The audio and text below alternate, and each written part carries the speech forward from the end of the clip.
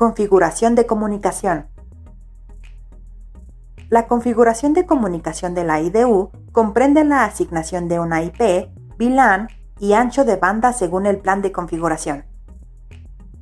Vuelve a iniciar la configuración para indicar los parámetros de red de la IDU. Selecciona el nombre del equipo y después la opción Communication Parameters. Ingresa la dirección de IP, máscara de red y dirección del gateway en sus respectivos campos según el plan de configuración. Recuerda que para sitios sin gateway, su dirección se queda en ceros. Acepta los cambios con la opción Apply. Cambia a la opción DCN Management para indicar los parámetros de la red de comunicación de datos.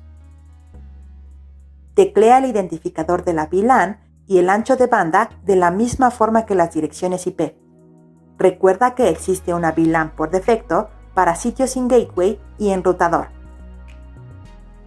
Guarda los cambios al elegir las opciones Query y Apply consecutivamente.